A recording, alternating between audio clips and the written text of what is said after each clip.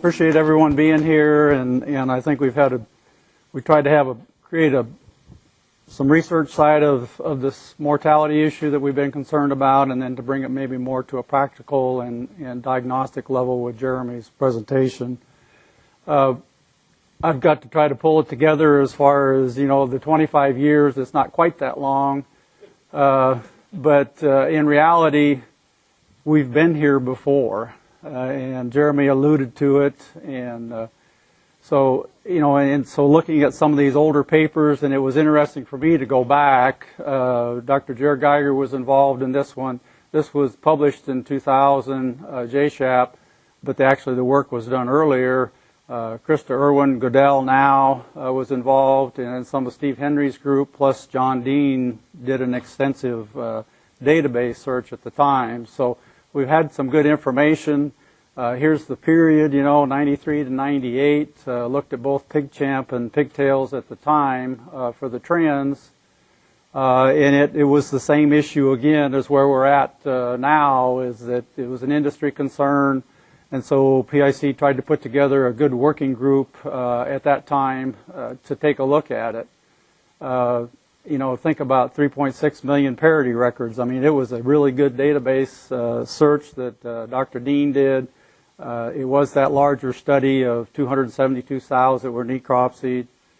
And then they were out of 8 systems. They're not 10,000 sow farms. They were 8 systems with 10,000 sows in them.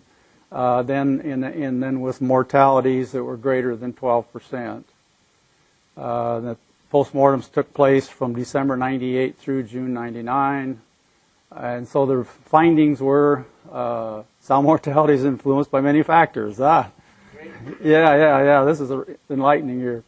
Locomotor problems. Yep, same thing. Primary cause of death. The one I thought was different is in this study at the time was a lot more ulcers, was a lot bigger issue than what we've seen. I mean, Jeremy's got some chronic ulcerations. The ones that I've done have not been that way, and so it is a little bit different in that respect. But then, of course, we've got the reproductive complications, and this alludes to that too. Is over 45% of the animals, and from 16 to 79% of some of those mortalities were ulcers. So that was a big factor in that study. The rest of them were no common underlying cause, and I think that's kind of what we're seeing today. The comments were made were interesting in looking at that. It was people changes and shift towards larger farms contributed to that, and I think we're in that same position now. Gilt development, acclimatization is still a big factor in its influence on mortality. Inappropriate selection comes back to not having enough good quality gilts. Sow retention and culling programs, and then one of the big ones in that study was the enforcement or the putting a lot of pressure on strict breeding targets. That issue, we don't have enough gilts, you got to hit your target, and so people make decisions based at the slat level, as Pam said, of you got to have that number because you're going to get it if you don't. This comment was interesting for me, is that the sow herself is different, and in this period we were clear back to the C15 and the C22 and just transitioning to the Cambro, where today, at least in our system, would be primarily the Cambro sow. And then Jeremy made the comment that this is a performance animal then, where are we now? With the numbers of pigs per sow per year and stuff that we see today. I think this is a classic, what I call death spiral in a sow farm, and Jer put it up, created it at that time, and in reality it's exactly the same today, is that once your sow mortality is rising, then your production falls and you need more gilts. Bringing them in, herd health gets disturbed, destabilizes, and then creates more mortality, and so it really takes an effort and some time to get these farms turned around. So I'll give you a more current update of where we're at as far as our North American contract multiplication system is concerned. And ours would be different than where the industry's at. And the fact that, most of ours are crate gestation. They're good health status. And a lot of the way we do our multiplication is with internal gilt replacements, and so they have fixed GD units, either on-site or off. Our focus is on maximizing gilt indexes at selection, and then the availability and quality can vary depending on whether you're hitting your mating targets or not. And then there's pressure back down through that multiplication system to try to get the turnover, to increase the indexes, to improve the grow finish production levels, and then they have the same problems as everyone else as far as staff shortage. This is some numbers looking at that top line. This was our fiscal year ends June 30, and so I tried to get as current a data as I could. We looked at our system was like 8.9% mortality averaged across 60,000 sows. In that same fiscal year, we increased our total born by 3.7%. So on a PSY annualized basis, that's almost a pig. So this sow's having to do more, take care of more pigs, and a lot more pressure on her. The weighted average, as it shows here, was 27 PSY on 19 sow farms. We had 7 herds that were greater than 28, and actually one of them at 31.1. I did a comparison then looking at, and this would be all line 3 sows, and comparing them across years. And so our system has grown from the 47,000 in, say, year 2014 fiscal year, and then it's expanded up to where this past year was at 77,000. So we've had a lot of expansion in the system. The gilt pool's more than doubled, which is logical with the expansion. And in the same time frame, then we've taken our pigs weaned per mated female from 25.5 up to 27.13 here this past year. And everyone always talks about culling. Are you doing the right amount of culling and everything? And as you can see through that whole period, the culling rates have been pretty standard. But we've seen the same thing again in 2014, that fiscal year. We were running in that 5 to 6% mortality, and just as Pam showed earlier here, we've had that creep coming up to where it's not bad, but certainly it's time, I think, to take a look at it and try to figure out what's going on. I pulled out 3 farms that I'm personally involved with, and we went back in and looked at their mortality over the same period that I mentioned earlier. The first farm is a 2,500. The second one, the red farm, was a 5,000 that expanded to 11, and the last one has been steady state at 5,500. So there's some difference in the dynamics, but we can still see the same trend starting in that 5% between 4 and 6 and 14, and then it's been creeping up across this time period. So we're seeing the same thing. Then I wanted to go in and allude a little bit on parity distribution, just to look at and see, where the difference is there. And so as you can see, the blue line on down the legend below is the blue is the parity 1, then we went parity 2, 3, 4, and then above. And so we're seeing a similar trend probably in the commercial side, is that growing P1 increase in mortality across these herds. Looked at the culling distribution, and similar trend, I guess, is that the P1 culling is the same. I mean, we have the culling is similar as to what you would expect with more on the older sows, but in our system, we're wanting to turn those over if their indexes drop. Our challenge is back to those multipliers is to get the lower indexing animals out, but you can kind of see where we're at on the culling distribution. Our genetic services group has done an extensive evaluation, and so what we challenge our multiplication to do is that, as you can see, the profit potential per 1,000 sows, and then with the replacement rate across the x-axis, their target is to be in that 65%, 65 to 70% replacement rate to maximize your average daily gain and stuff in your grow finish pigs. So that's the challenge back to the multiplication side of it, and our target would be to have 10 to 12% of the system to be in multiplication to feed the commercial system. And the values come in that then, as you can see on the bottom, it's all relative to a 50% replacement rate. At a 60% replacement rate in that first column, you're going to gain 13 index points per the year. And then you can see the increases in total born at 0.07, pre-weaning mortality decreases, litter weight. Then as you go down through the grow finish side, then that's where the value comes in at 0.68 cents per pig on a market pig basis. If you increase it to 70% replacement rate, the values come down to where you're at $1.25 per pig. And so that's the trade-off as far as from our point of view of focusing on the indexes and trying to get that genetic improvement fed down through the rest of the system. This is our standard scoring protocol that we do in selecting all of our gilts. And Joe Stock presented some of this yesterday, and then they've taken it to a different level at Iowa State. But our emphasis has been in the 5 and 6 category. These are the front leg scores. And we have this variation that every female, as far as in our system, and we encourage our multipliers to do the same. It would have this selection criteria where that slope of that leg on the front leg on the 5 and the 6 would be, and then a little more softness in the pasture, and those are all acceptable on the front legs. And then historically we'd gone back in and looked at what is the retention rate by those leg scores, and as you can see on the 6, 7, 8, that purple line, excuse me, this pointer just isn't working here. The purple line there, I think, correlates with a 7. As you have a little softer slope on that front leg, those sows are holding longer in the herd. And so, kind of gives us a little bit of statistical basis for our scoring recommendations.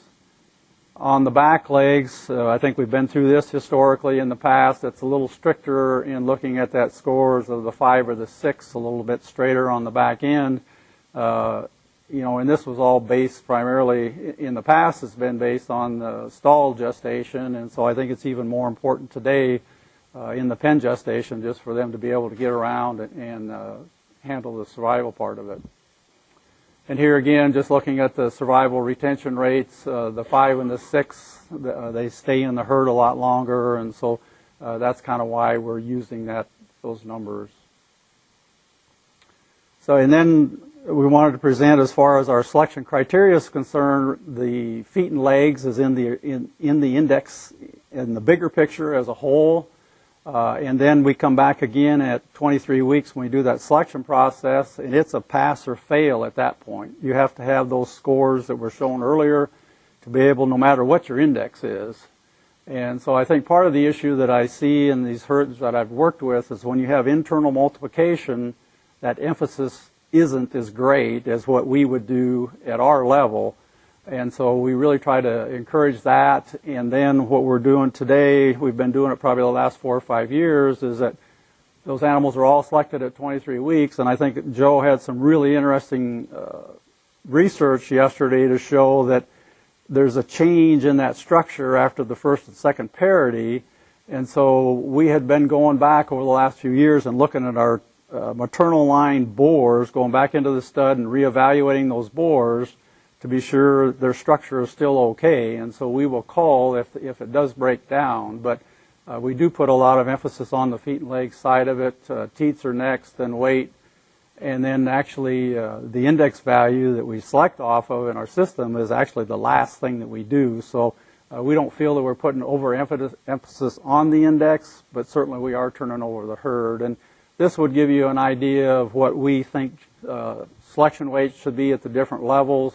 As far as you look at your multiplication herd, is that 5 great-grandparents or pure lines, we would say, would be 5 of those out of a sow, and then 7 on the parent side. And then the thing that comes into play that people don't think about, we throw these numbers out and you put it in a spreadsheet and you establish your herd sizes, but if you've got a health challenge, it's a whole different ballgame. That selection percent will not hold, and so we got to keep that in mind. Looking at it then on the commercial side, this is information that Juan Carlos's group puts together on our tech service reproductive as they compile data, and you can see that we're 700,000 sows back in 14. We were running in the commercial. These are all Cambro sows. We're running around 8%, and so across that database, we're at 850,000 sows. I mean, it has crept up a little too. So not terribly alarming, but I think as an industry certainly brings the focus that we really need to dig into this more. And as much as anything, as I think if we start increasing people's attention, we'll get focused on it and we can change it. Swine Marketing Service has been putting out some interesting information, been National Hog Farmer, and I pulled this out of there. I thought that was a good, kind of went along with what I was also seeing too in their database with Swine Marketing Service, or the two sets of farms. And we would have presented at the DSM conference in Raleigh earlier in the year, and they presented some of this information too. But I think it drives home the point of it's the P0s, your gilts to P2, that a lot of this mortality is occurring, and so I think we need to focus more on that retention side of things. So obviously acclimatization is a key part with the viruses that we deal with today. I think it's been mentioned earlier this week, influenza is a bigger factor than we've given it credit for in the past, and so it certainly is interfering the stability of flu in these herds. And then I think the one thing that we've really seen is the importance of the secondary bacteria. It's just become a bigger and bigger factor, and so the HBS, the strep suis, and our lactation and nursery phases, and then mycoplasma in itself with positive sow herds and bringing in negative gilt replacements, and that whole acclimatization is just really causing a lot of problems for us. And then as we get into the lameness issues with Hyosynovii and then Hyorhinus. Primary causes are the same that we're seeing as everybody else, is that lameness is primary, ulcers is the secondary, and then in reality what's new that we've talked about here since 2015 or the frequency of all the prolapses, uterine, rectal, and vaginal, is really increased, and so that's the one that's frustrating too, as Jeremy said. What we see as far as a driver in this system is inadequate selection pressure. You need to have the targets, you need the gilt replacements, and so you don't put enough pressure at selection time. And then younger parity retention is, as I mentioned earlier. This just kind of emphasizes again the percentages. We see the same thing, 10 to 35%.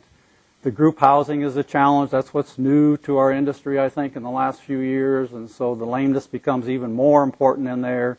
The selection criteria is the same, but it's less forgiving. So I think that's the reason to have that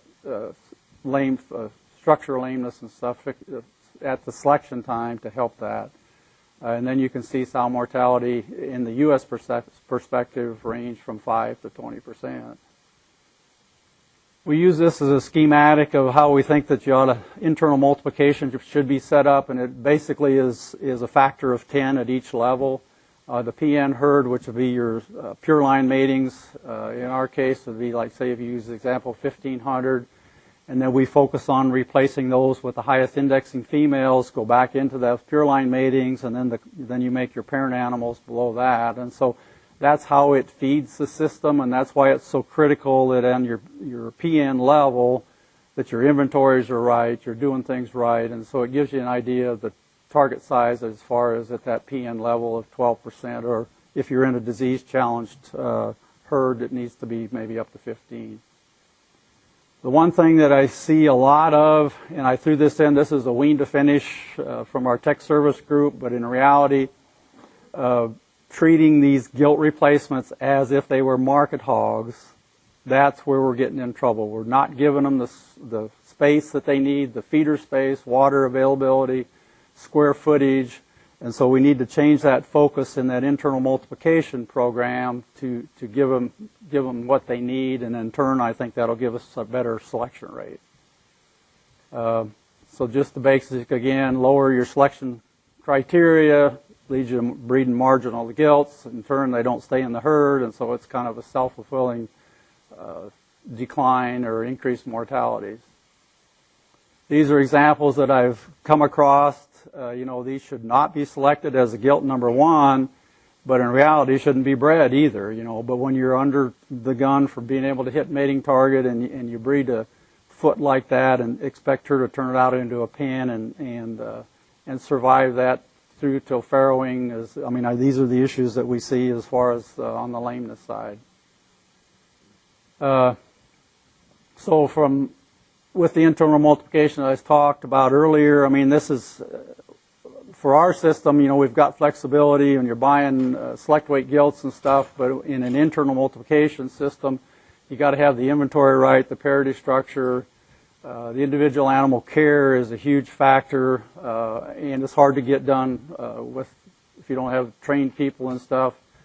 The internal line 3 replacement to drive that whole pyramid is so critical to have those, and then maintain your targets at the multiplier level.